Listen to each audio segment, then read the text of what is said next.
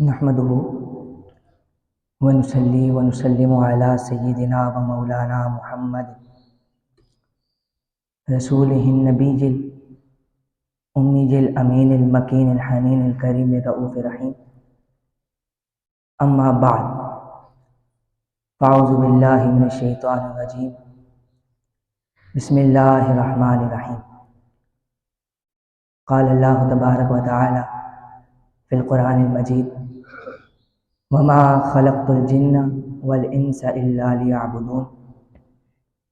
صدق اللہ مولانا العظیم وصدق رسولہ النبی الکریم. احباب ذوقار، اللہ کا بھی پایا لطف و کرم اور اس کا احسان عظیم ہے کہ جس کی توفیق خاص سے ہم رمضان المبارک کی پرنور سعادتوں میں اس علمی اور فکری نشست میں جمع ہوئے. اللہ رب العزت ہمارا آنا، ہمارا مل بیٹھنا اپنی بارگاہ عالیہ میں قبول و منظور فرمائے. میں نے جو آیہ کریمہ آپ کے سامنے تلاوت کی، اس میں اللہ رب العزت نے ایک مقصد حیات انسان کا وہ بیان کیا.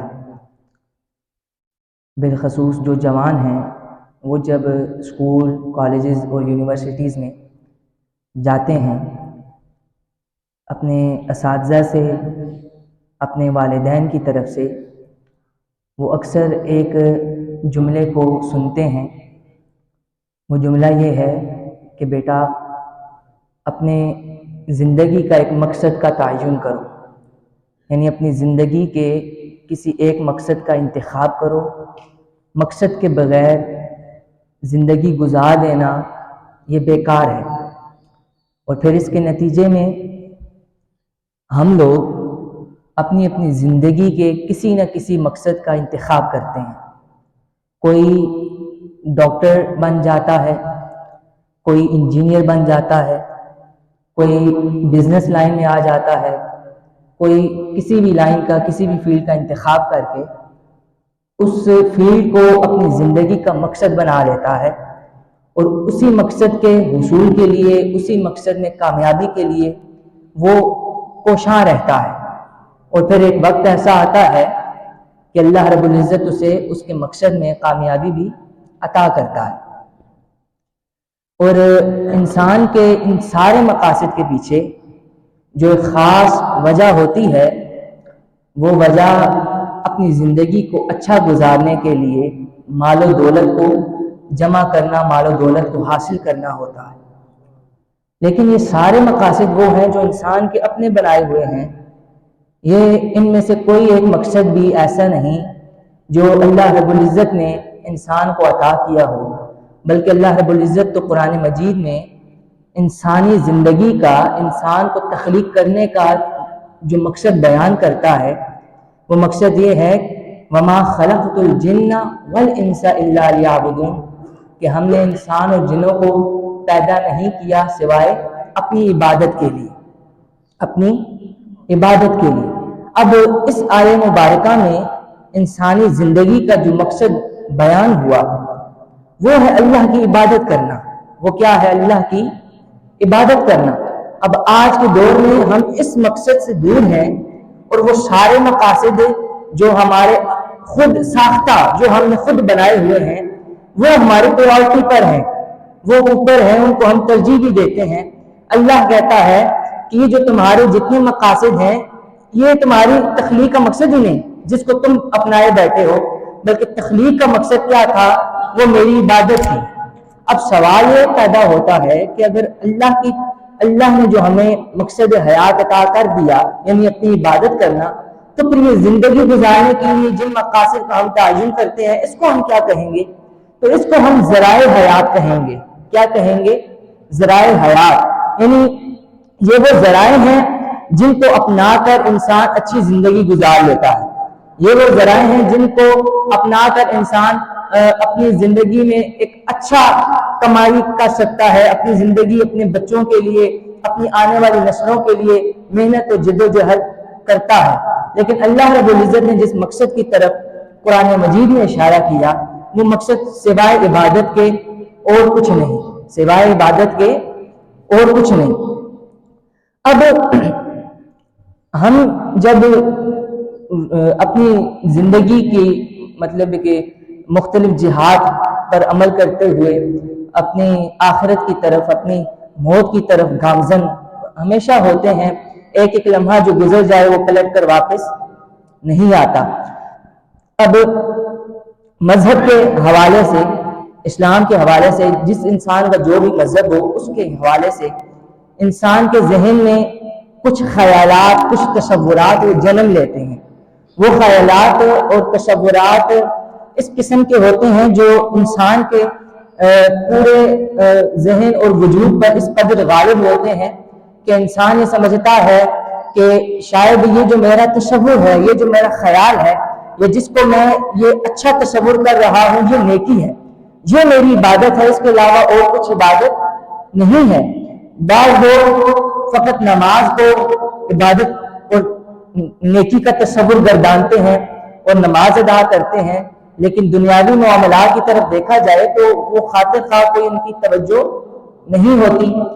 اب بعض لوگوں کا نیکی کا تصور، خیالات اور تصورات میں جو نیکی اور اعلیٰ کمال بندگی اور اخلاقی کمال جو ان کے اذہان میں پنپ رہا ہوتا ہے، وہ اگر یہ سوچتے ہیں کہ روزے رکھنا یہ اعلیٰ اخلاقی کمال ہے اور کامل بندگی ہے، تو پھر دیکھا جائے تو سال کے 11 مہینے تو بغیر روزے کے گزرتے ہیں، اور ایک مہینہ ایسا ہے کہ جس میں اللہ رب العزت نے آپ تمام احباب کو روزے عطا کیے، جس اس ماہ میں، ماہ رمضان مبارک میں آپ روزے رکھ کر اللہ کا قرب حاصل کرتے ہیں۔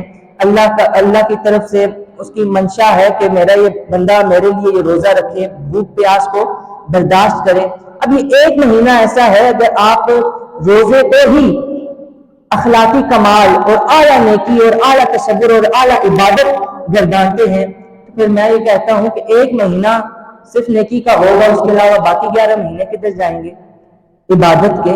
اور اگر آپ کہیں کہ حج یہ اعلیٰ عبادت ہے، یہ اعلیٰ اخلاقی کمال ہے، تو پھر حج تو سال کے چند ایام کا ایک عمل ہے، چند ایام میں آپ کا حج مکمل ہو جاتا ہے، تو پھر باقی سال کیا کریں گے؟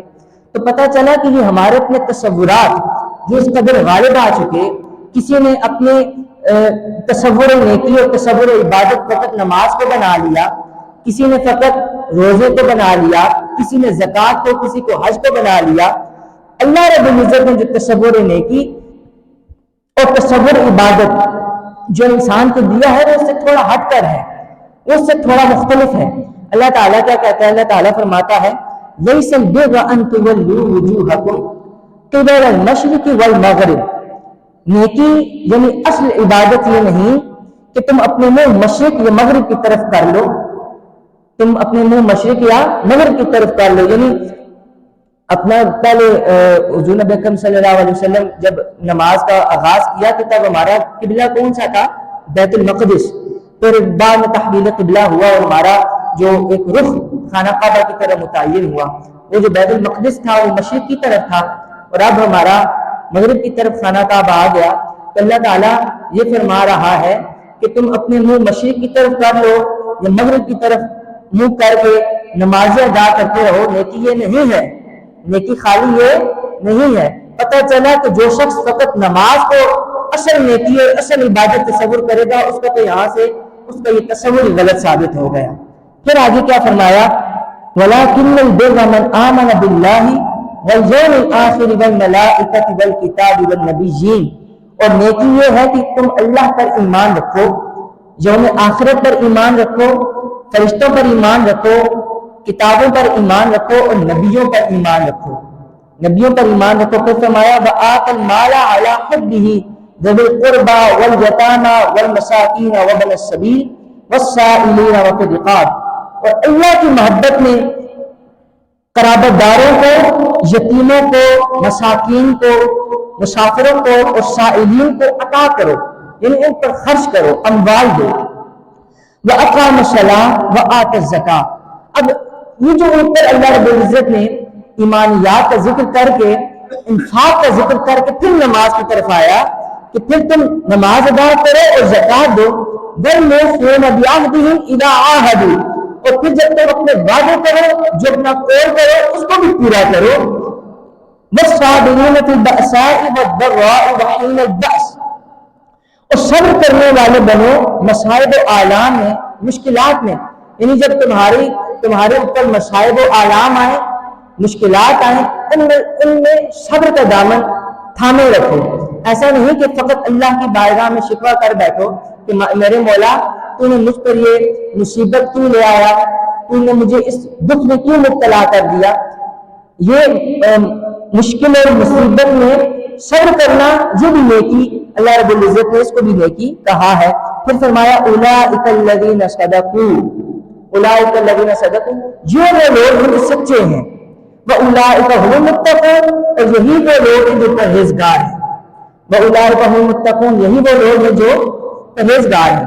اب اس آیت مبارکہ میں پہلے ایمانیات، پھر حب الہی، پھر ایفاء عہد، پھر مشکل اور مصیبت کے بعد صبر کرنا، اور پھر صبر و تحمل، اور اپنا جو انسان عہد کرتا ہے، جو انسان اپنے منہ سے کسی بات کی زبان دے دیتا ہے، جسے ہم کہتے ہیں زبان دے دی، اور کوئی قول کہہ دینا، اس پر بھی عمل کرنا، یہ سارے وہ تصورات ہیں جو اصل نیکی پر مبنی ہے.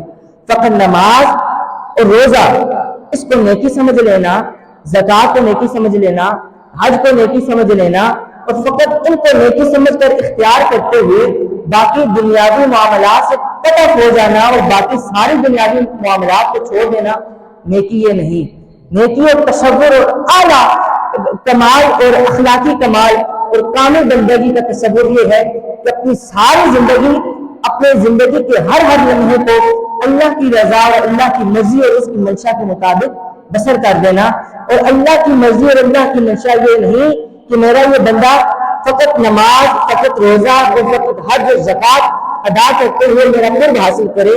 اللہ کی مرضی اور اللہ کی منشا یہ ہے کہ میرا یہ بندہ نمازیں بھی ادا کرے، روزے بھی رکھے، اور مخلوق کی خدمت بھی کرے، اور مشکل اور مصائب میں صبر بھی کرے اور مجھے یاد بھی کرے. جب میرا بندہ ان سارے تصورات اور ان نیکیوں کو ولیکن البر، لیکن نیکی تو یہ ہے، اس نیکی کو اپناتے ہوئے میری عبادت بھی کرے گا، تو پھر میرا یہ شخص، میرا یہ بندہ نیکی کے اور اخلاقی کمال اور کامل بندگی کے اعلیٰ مرتبے پر فائز ہوگا، اعلیٰ بندگی پر فائز ہوگا. دعا ہے کہ اللہ رب العزت ہمیں دین اسلام کو سمجھنے اور اس پر عمل کرنے کی توفیق عطا فرمائے، اور ہمیں دین اسلام کے اصل تصورات سے آگاہ ہونے کی توفیق عطا فرمائے. ہمارے خود ساختہ خیالات اور تصورات پر اس قدر ہمیں متعصب جو ہم ہو گئے، اللہ تعالی ہمیں سے بچائے. وما علینا الا البلاغ المبین.